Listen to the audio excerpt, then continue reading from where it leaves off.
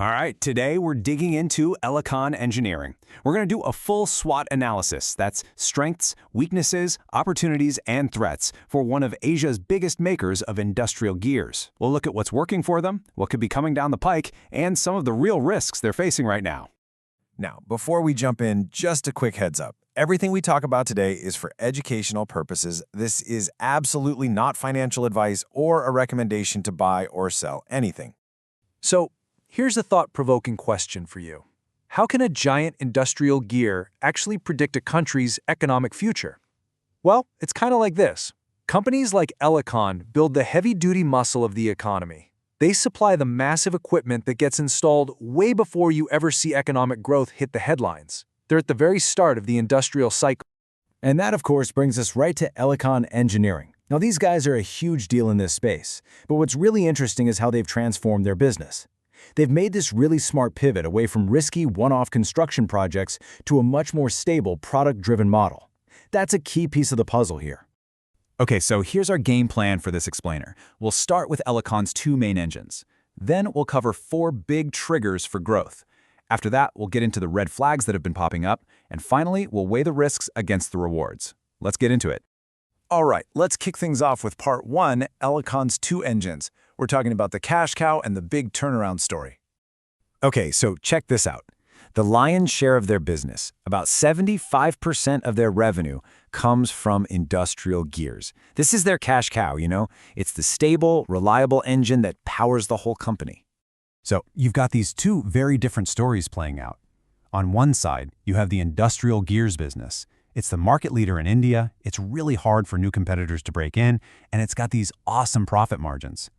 But then on the other side, you've got the Material Handling Equipment Division, or MHE. This part of the business is a true turnaround story. They smartly shifted from risky construction projects to just selling products, and that has seriously improved their financial health.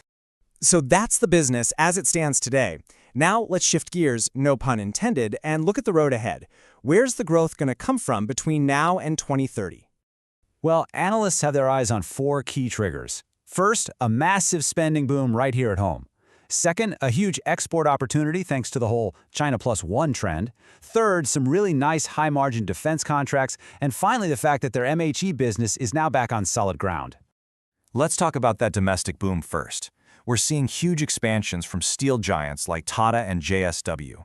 The cement industry is in a capacity war, and there's a revival in thermal power. What do all of these have in common?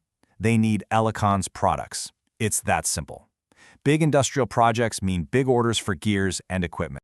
Next up is the export story, and this is a big one. Management has set a huge target. They want exports to make up 50% of their revenue by 2030. That's more than double what it is today.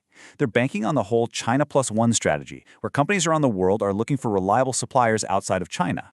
And the third growth driver? It's defense. This analyst quote really nails it.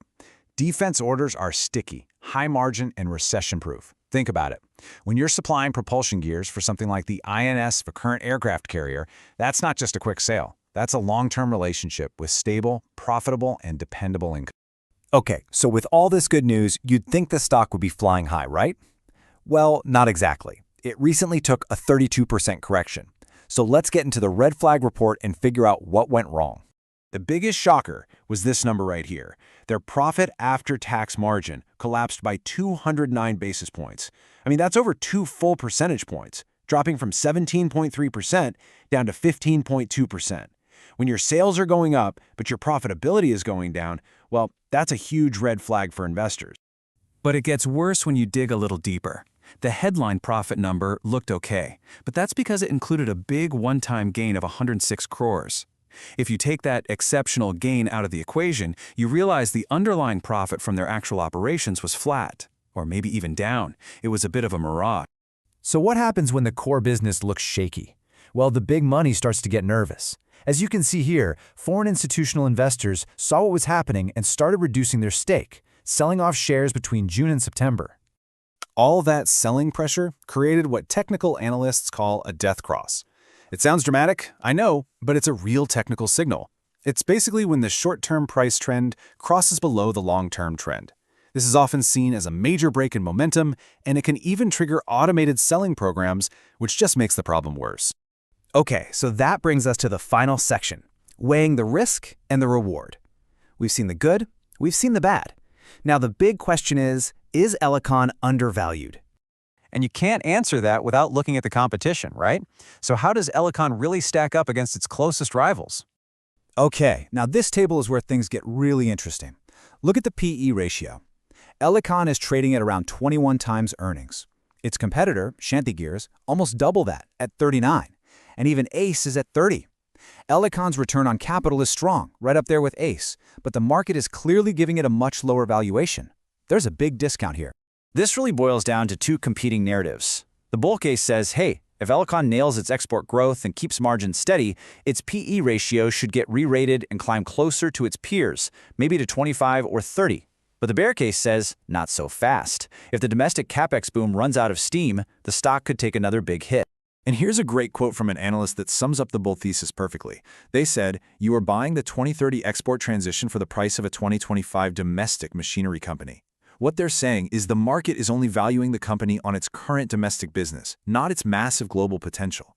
Which leaves us with the final, critical question. Is all this recent bad news, the margin pressure, the stock drop, just short-term noise? Or is it a sign of a real underlying problem? Put another way, is this a long-term opportunity hiding in plain sight, or is it a value trap? And that's the question we'll leave you with.